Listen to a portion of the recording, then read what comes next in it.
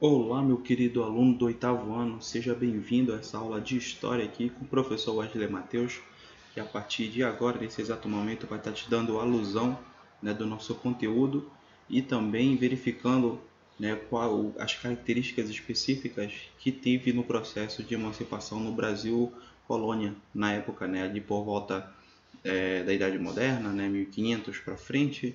A gente vai começar a estudar a diversidade de fatores que culminaram, na disciplina de História. Então, nota aí no teu caderno, que está com o caderno aí, com o livro, respectivo, procura lá, quando você estiver vendo lá, acompanhando com a gente lá a disciplina, História, e acompanhando o capítulo respectivo a Brasil, Colônia e Emancipação Política, ok?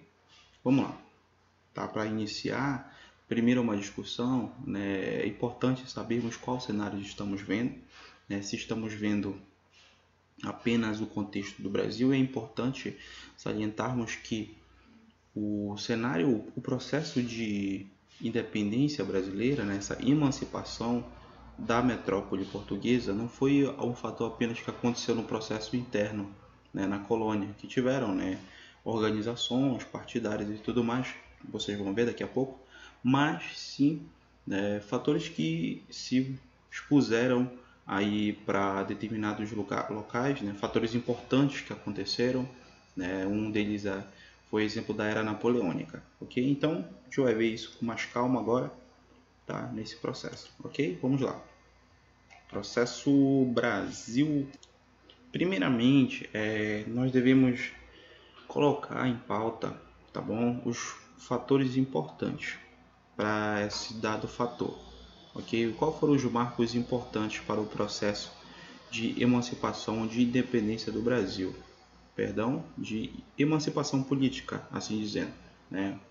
Temos a independência e temos a emancipação política, que são duas coisas totalmente divergentes, né? E precisamos entender qual delas corresponde à fase primária e sua fase secundária, tá? Então, primeiramente, a gente vai tratar de um assunto específico que é a emancipação política, a sua autonomia política no sistema no Brasil, ela vai ganhar a sua autonomia, devido à organização, e a gente precisa saber como elas se organizaram através desses marcos importantes, que é a presença da família real na colônia. Já é um primeiro ponto. A presença da família real após 1500, e a colonização brasileira, com as capitanias hereditárias, nas capitanias hereditárias vão se realocar portos, portos assim vão colonizar realmente ali aquele Nordeste brasileiro, sobretudo a metrópole da capital, ela vai ser passada para a região Sudeste, Rio de Janeiro, onde a família real ela vai estar alocada. Então, onde a família real estivesse, ali realmente, era o âmbito da nobreza. Então, ali, se a gente for até pegar, fazer o interlink, isso talvez você não sabia, mas a família real, Dom Pedro II, ele já veio aqui em Barcarena. Muitos de vocês não sabem, mas ele passou 3 noites, pessoal. 3 noites, em Barcarena. Uma noite, vocês podem não acreditar, mas tem registros históricos que eles passaram uma noite em Vila de Cafezal, que fica em Barcarena sede, né? E onde é Vila de Cafezal? Onde o professor Wesley mora. E foi no terreno do professor Wesley, acredite se quiser, né? Então, tem registros, né? Então, antigamente se dizia, e isso é fato, né? Onde a família real passasse, aquele local ele se tornava sede da colônia, né? Sede brasileira. Ele era a metrópole da capital, né? Então, ali a família real, Dom Pedro II veio, mas Dom Pedro II é lá na frente, né? Vamos só para dar alusão para vocês de como é a situação. Presença da família real, ok. Abertura dos portos, o mercado. Então, gente, com a presença, da família real, muitos colonos vieram, e esses colonos, muitos deles eram burgueses, né, que queriam instaurar negócios e abrir o mercado, né? Então, qual era a situação quando a coroa governava o Brasil?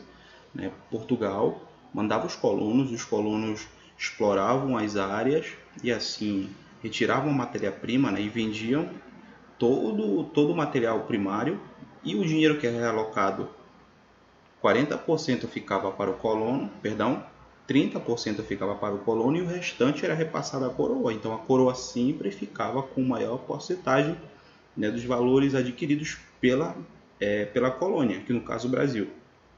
Então, de fato, isso irritou muito e gerou descontentamento por muitos colonos, né, que queriam a abertura do mercado neoliberal. O que é o mercado liberal? Perdão, o mercado liberal. Tá? O mercado liberal aí, o Portugal, eles queriam ter autonomia apenas com alguns países selecionados por eles.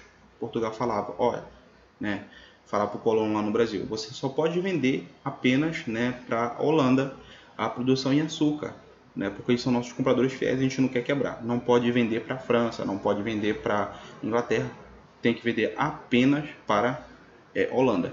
E assim a colônia tinha que seguir essas regras, né, que de fato muitos colonos não gostaram, queriam abrir o mercado, queriam deixar, olha, tá aqui a mercadoria, compra quem quiser. E isso gerou um descontentamento e uma organização por trás disso daí que a gente vai ver, né, internamente na colônia brasileira. E a própria externamente a isto, né, a gente está vendo dois aspectos internos, agora externo, foram as revoltas napoleônicas, né? O movimento de Napoleão Bonaparte, como já vimos, né?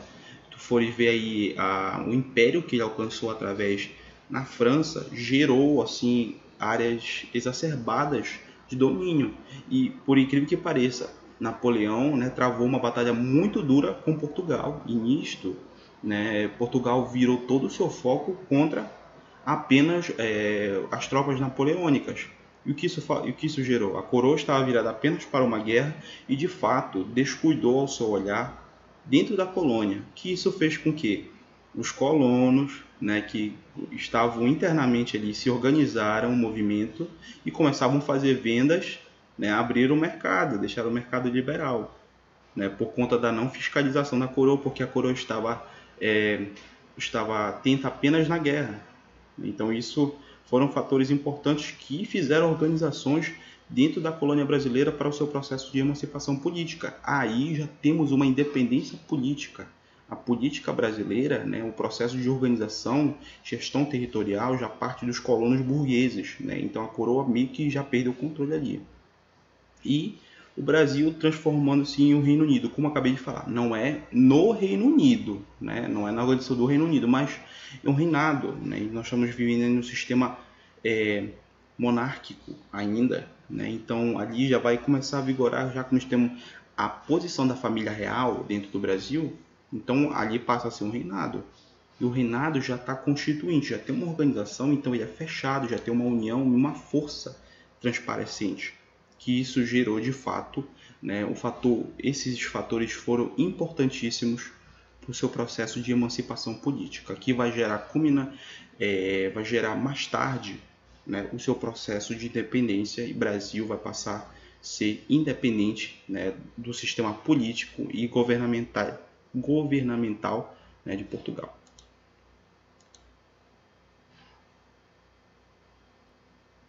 Passando a esse próximo ponto, né, tiveram a coroa após, né, o final das revoltas napoleônicas, né, e com tudo isso já tiver acabado, né, a sociedade portuguesa lá em Portugal agora, lá em Portugal, né, a massa dos colonos que estavam descontentes com o desleixo voltado para a população. Portugal se voltou contra as revoltas napoleônicas e que isso de fato gerou um desleixo total com a população portuguesa. A população portuguesa estava passando fome, tudo que era gerado pelas colônias ia para a coroa e coroa gastava com poder militar, né, supria as necessidades da coroa portuguesa, que isso de fato gerou uma revolta, principalmente pela massa menor e pela burguesia portuguesa, que gerou, né, que já queria uma abertura do mercado, ok? Do mercado para poder fazer a venda, que aconteceu culminantemente, né, com esse fator que aparece aí, a Revolução Liberal do Porto. E aí contextualiza no dia 24 de agosto de 1820, ali no início do século XIX, iniciou-se o movimento liberal em Portugal, coordenado pelas massas proletárias e burguesas, tá? Tá aí, tá um errozinho aí, e burguesas, impedido e reivindicação da abertura liberal do mercado, ou seja, né, aí foi um movimento onde foi na pressão mesmo para a coroa, onde eles queriam a abertura total, né, do mercado para que o comércio ele fosse livre em relação à sua venda e que, né, os burgueses que faziam a produção e tudo mais pudessem ampliar a venda, além de querer reivindicar melhores condições para si. Então a Revolução liberal do Porto foi um fator culminante, né, porque aí já perde o prestígio. A coroa ela já deixa de ter aquela autonomia, aquela governabilidade que ela tinha, né, com o próprio Portugal, que de fato gerou aí um descontentamento, aí como você pode ver nas imagens, uma revolta, um processo revolucionário. Aí após esse momento de revoltas, né, necessitou-se fazer um movimento como se fosse um encontro, né, reuniões onde pudessem ser feitas esses controles. Então organizou-se as cortes portuguesas, né, onde esse evento ele tinha como um dos pontos, né, reunir a família real primeiramente.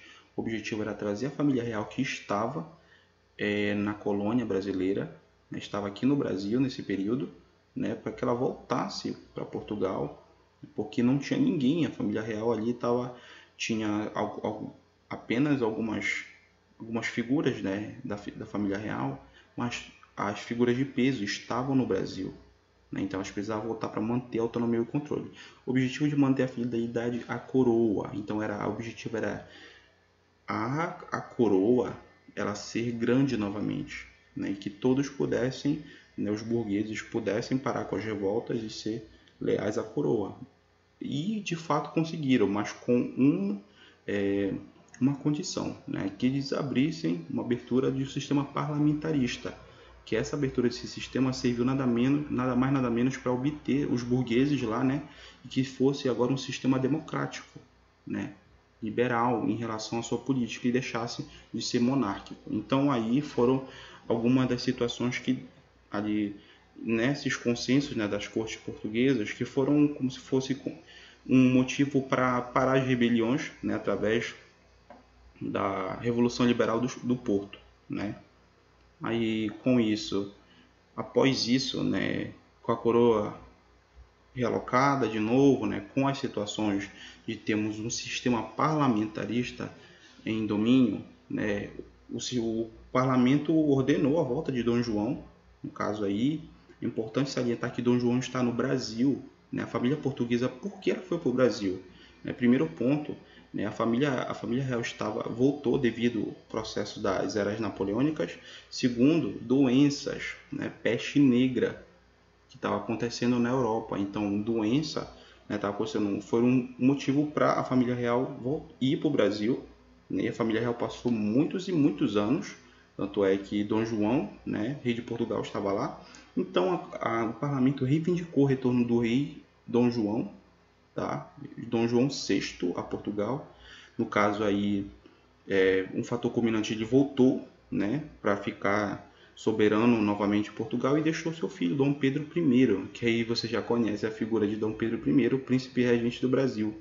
Aí também assinar um decreto com o objetivo de limitação do poder em Portugal, ou seja, Dom João, além de ter voltado, ele teria que assinar um decreto, né, que limitasse o seu poder dele. Ele era rei novamente, mas quem já estava sob regência ali era o parlamentarismo com os burgueses, né? E as revoltas e golpes.